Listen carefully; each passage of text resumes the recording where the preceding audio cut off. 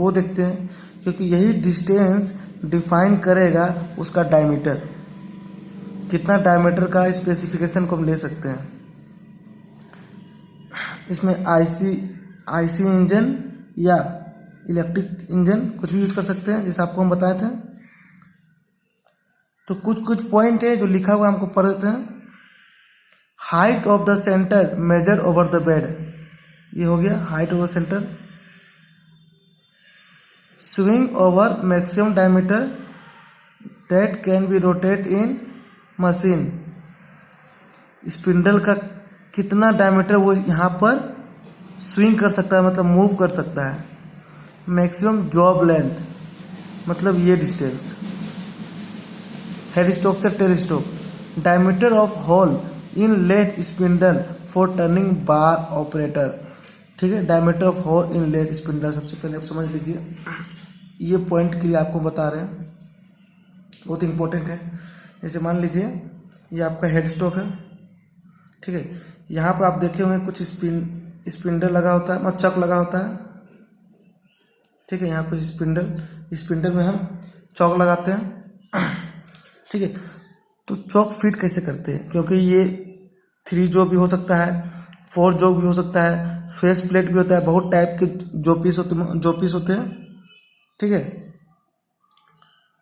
अब देखिए, तो इसमें कुछ एक सिलेंडर इस टाइप का रहता है, इसके अंदर स्पिंडल के अंदर इस टाइप का टेपर सेक्शन होता है। इसमें हम कुछ भी डालें तो वो फिक्स हो जाए। जैसे मान लीजिए ये हम डाल दिए चौक इस टाइप से, लेकिन ये पार्ट हमें दिखता नहीं है क्योंकि स्पिंडल के अंदर होता है, ठीक है। तो ये बेसिक नॉलेज पूछता नहीं है, लेकिन आप समझिए कैसे हम कोई भी सिस्टम, तो 3 जो हो गया, 4 जो हो गया, फेस प्लेट हो गया, इसके अंदर हम फिट कर देते हैं। कुछ इस टाइप का डायग्राम स्पिंडल के अंदर होता है, इसके अंदर हम डालते हैं और यहाँ ये लॉक हो जाता है, ठीक है। जैसे अभी आपको हम बताएं, पार्ट्स ऑफ लेथ के बारे में बात करते हैं। सबसे पहले लिखा हुआ है हेड स्टॉक। हेड स्टॉक क्या करता है? It support the main spindle in the bearing and align it properly. It also house necessary transmission mechanism for different speed. जैसा कि अभी आपको हम बताएं, जो हेड स्टॉक होता है, यहाँ स्पिंडल हो गया, ठीक है। यहाँ मान लीजिए चौक है, ठीक है। इसमें क्या क्या होता है? एक मैकेनिज्म भी होता है, गियर मैकेनिज्म। इसके अंदर गियर मैकेनिज्म, कभी आप लेथ मशीन को खोल के देखिएगा, ठीक है, गियर मैकेनिज्म होता है। और स्पिंडल के अंदर, जैसे भी आपको हम बताएं, एक ये हमें जनरली दिखता नहीं है, लेकिन इस टाइप का कुछ डिजाइन बना होता है, ठीक, इसमें ये फिट होता है। तो किस किस टाइप का हम different types of bearing align करवा सकते हैं। एक तो आप ये तो बेसिक सुने होंगे, 3 जो चक एंड 4 जो चक, ठीक है, 3 जो चक and 4 jaw chuck, lathe centre and lathe dog, collet chuck, face plate, magnetic chuck. सारा क्या होता है, कैसे दिखता है, हम आपको जस्ट आगे बताएंगे, ठीक है। बस अभी आप नाम याद रख लीजिए कि 3 4 जो चक होता है, लेथ सेंटर होता है, lathe dog, collet chuck, face plate, magnetic चक। सबका अपना अपना बेसिक। चलिए अब बात करते हैं 4 जो चक एंड 3 जो चक। एक बार हम आपको पर्सनल वीडियो बना कर देंगे 4 जो चक और 3 जो चक के डिफरेंस में, लेकिन अभी बस इतना समझ लीजिए कि जो 4 जो चक होता है इंडिपेंडेंटली होता है, और 3 जो चक क्या होता है, डिपेंडेंट करता है। जैसे 3 जो चक, जैसे मान लीजिए 4 जो चक में आपको बस आप इमेजिन कीजिए, ठीक है, 4 जो चक जिसमें यूज होता है, उसमें आप याद कीजिए कि चारों साइड से हम नट को लगा के टाइट करते हैं, चारों साइड से। तो चारों साइड क्या है, इंडिपेंडेंट है। लेकिन 3 जो चक में क्या है, हम किसी एक में लगाएं और कसें तो क्या हो, तीनों एक साथ मूव करता है। अब ओपन भी की तो तीनों एक साथ ओपन होता है, ठीक है। तो इसमें क्या लिखता है, 4 jaw Chak is independent chuck है, and each jaw is independently actuated and adjust for holding the job used for irregular shape किसके लिए होता है, इरेगुलर शेप के लिए 4 जो चौक यूज होता है। ले 3 जो चक में ऑल 3 जो चक्स आर सिमुलटेसली मूव बाय टर्निंग ए की एंड दस वर्क में be automatically held the centre of chalk opening use for round और हेक्सागोनल। जैसा कि आपको बताएं ये सब क्या होता है, डिपेंडेंसी होता है, सिमुलटेसली काम कर रहा है, किसी एक को आप टाइट करें तो सब एक साथ टाइट होगा। ठीक है, नाउ अब बात करते हैं कॉलेट चक का। देखिए कॉलेट चक नाम याद रखिएगा, मेनली ये यूज होता है किसके लिए, ऐसा सिलेंडर सरफेस जिसका बिलो 63 mm डायमीटर हो। ये पॉइंट याद रखिए, अगर उसका डायमीटर बिलो 63 mm है तो कौन सा चक यूज करेंगे, कॉलेट चक यूज करते हैं। ठीक है, अब आ गया मैग्नेटिक चक। पहले दिखता कैसे मैग्नेटिक चक, पहले वो देख लीजिए। देखिए कुछ इस टाइप का दिखेगा, एक एक पीस बना होगा, एक एक पीस। ठीक है, तो मैग्नेटिक चक इस टाइप को दिखता है, आप देख के ही समझ जाइएगा। इसका डिफाइन किस तरह करेंगे, आर आइदर इलेक्ट्रिकली ऑपरेटेड और if permanent magnet type it is not commonly used in lathe because of cutting force are very high and magnetic cannot withstand the forces. तो जैसे आप जानते ही होंगे मैग्नेट कहाँ से प्रोड्यूस होता है, करंट से। कोई भी इलेक्ट्रॉन अगर हाई स्पीड से मूव करता है तो उसमें एक मैग्नेटिक फील्ड अपना इंड्यूस हो जाता है। तो ये प्रोसेस तो आप इलेक्ट्रिकल का है, मैंने इतना समझिए कि मैग्नेट चक किसके लिए यूज करते हैं, जहाँ हाई फोर्स का रिक्वायरमेंट हो। ठीक है, जहाँ हाई फोर्स का रिक्वायरमेंट हो वहाँ पे हम मैग्नेटिक चक का यूज करते हैं। ठीक है, अब बात करते हैं फेस प्लेट। फेस प्लेट को पहले देख लीजिए किस टाइप से दिखता है। कहीं आप गए इंडस्ट्री में तो कम से कम आप देख के बता सके फेस प्लेट होता है कैसा है। देखिए फेस प्लेट कुछ इस टाइप का होता है, एक प्लेट होगा और बहुत सारा होल बना होगा।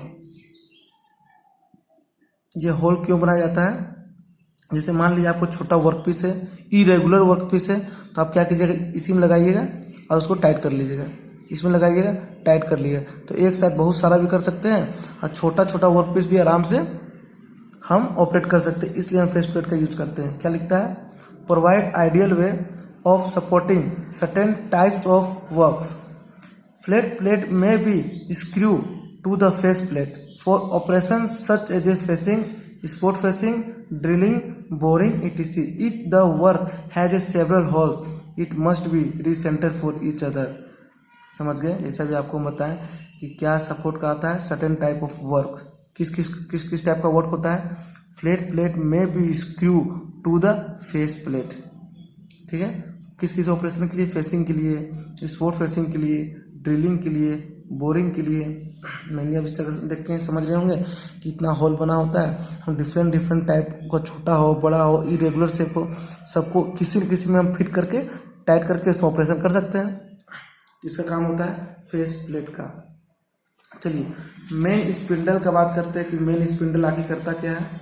देखिए it is hollow cylindrical shaft होता है and long cylinder jobs can passes through it. ठीक है, क्या होता है, होलो होता है। जैसे आपको हम बताएं कि होता, ये था हेड स्टॉक, ये हो गया स्पिंडल, यहाँ पे आप लगाते हो चक, मान लीजिए हम 3 जो चक लगा रहे हैं। ठीक है, इसके अंदर कुछ ट्रेपेजॉइडल टाइप का शेप होता है। ठीक है, होलो ट्रेपेजॉइडल होता है, इसका स्पिंडल इसमें अटैच हो सके, कुछ इस टाइप का होता है। ठीक है, एक फीड गियर बॉक्स भी होगा, जब आप देखिएगा लेथ मशीन में तो एक फीड गियर बॉक्स भी होता है। उसका काम क्या होता है, ड्यूरिंग थ्रेडिंग, जब हम थ्रेड कटिंग करते हैं तो उसमें स्पीड को चेंज करने के लिए काम आता है। जैसे मान लीजिए कहीं आपको रिक्वायरमेंट है स्पीड चेंज कर करके काम करना, तो उसका फीड गियर बॉक्स का हेल्प लेते हैं। नाउ कैरेज, कैरेज क्या है, used for mounting and moving most the cutting tool. क्या करता है, माउंटिंग और मूविंग, कोई भी कटिंग टूल्स को मूव करने के लिए काम आता है। ये देखिएगा क्वेश्चन पूछा गया है बहुत बार, जो क्वेश्चन पूछा गया है रिलेटेड हम आपको बताते जाएंगे। कैरेज का काम है माउंटिंग और मूविंग, किसको, कटिंग टूल्स को। ठीक है, उससे नीचे एक होता है कंपाउंड रेस्ट। ठीक है, compound rest mainly angle provide कराता है।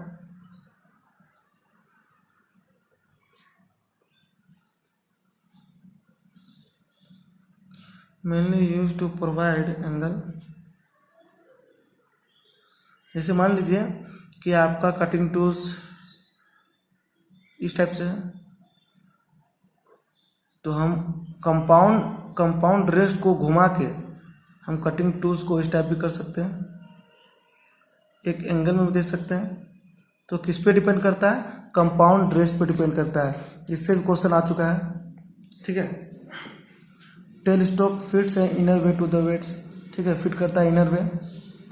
अब बात करते हैं एप्रॉन। एप्रॉन किस जगह पे होता है? आपको अगर याद होगा, ये बेड है, यहाँ कैरेज था, कैरेज, तो इस जगह इतना डिस्टेंस में एप्रॉन था। एप्रॉन यहाँ कुछ सिस्टम था, 2-3 सिस्टम होते हैं स्पीड को बढ़ाने और घटाने के लिए। तो एप्रॉन क्या बोलता है? Contains gears and clutch. क्या कंटेन करता है? गियर्स और clutch for transmitting motion from the feed rod to the carriage and speed nut with engage with lead screw during thread cutting. जैसा अब आपको हम बताए थे कि थ्रेड कटिंग से हम फीड गियर बॉक्स यूज करते हैं। तो एप्रॉन में क्या होता है? गियर अरेंजमेंट सिस्टम होता है जो हमें ट्रांसमिटिंग मोशन करवाता है, ठीक है।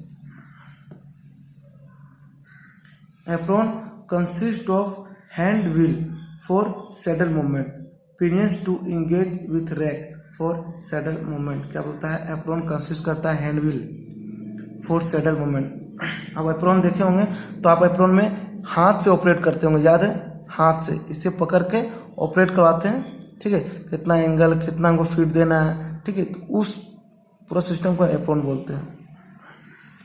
ये इंपॉर्टेंट क्वेश्चन है, याद रखिएगा। कैरेज के बारे में पूछता है एग्जाम में, बहुत बार आया क्वेश्चन है। कैरेज का 3 मोमेंट होता है, जो लॉन्गिट्यूडनल होता है, एंगुलर होता है और क्रॉस स्लाइड होता है। जैसे ये बेड है, ये कैरेज है, लॉन्गिट्यूडनल। कैरेज को हम इधर ही मूव करवा सकते हैं, ठीक है, घुमा भी सकते हैं, जैसे कंपाउंड रेस्ट के थ्रू, ठीक, कंपाउंड रेस्ट के थ्रू कुछ हमें एंगल देना है तो कंपाउंड रेस्ट के थ्रू हम घुमा भी सकते हैं और क्रॉस स्लाइड भी कर सकते हैं, मतलब इस डायरेक्शन में। तो 3 डायरेक्शन होता है, लॉन्गिट्यूडनल, एंगुलर और क्रॉस।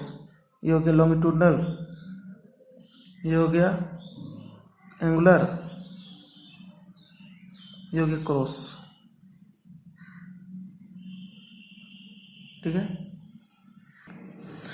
अब जब भी ऑपरेशन करने जाओगे लेथ मशीन में, बहुत तरह के ऑपरेशन होते हैं जो आगे आपको हम बताएंगे। तो कुछ कुछ इक्विपमेंट या एसेसरीज का जरूरत होता है, आप देखे होंगे। पहला होता है डॉग क्लच।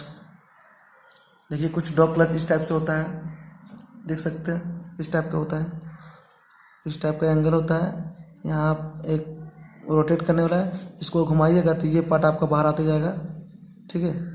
इसमें आप किसी चीज़ को, जैसे मान लीजिए सिलेंडर होल है यहाँ, इसमें आप पकड़वा सकते हैं सपोर्ट प्रोवाइड करने के लिए, ठीक है। ये यहाँ पर आकर सपोर्ट दे देगा, ठीक है। इसको बोलते हैं डॉग क्लच।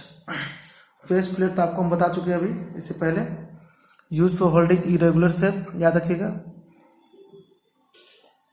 पूछा जा चुका है।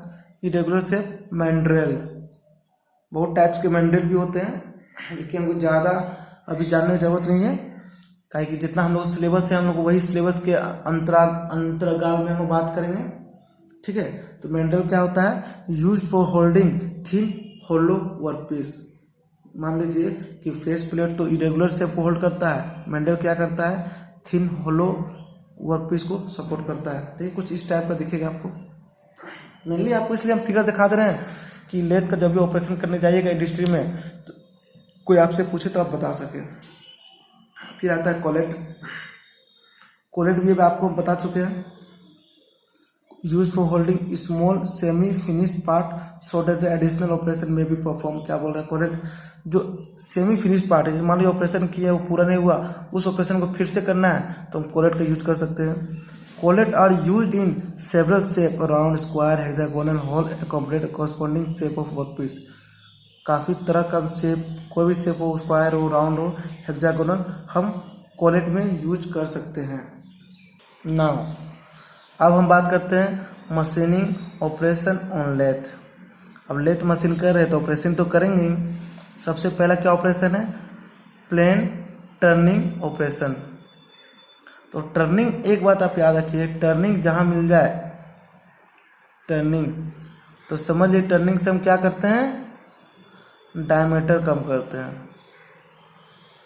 टर्निंग से क्या करते हैं, डायमीटर कम करते हैं। तो टर्निंग से आप तुरंत समझ जाइएगा कि डायमीटर कम करना है।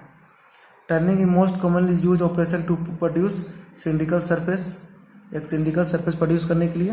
देखिए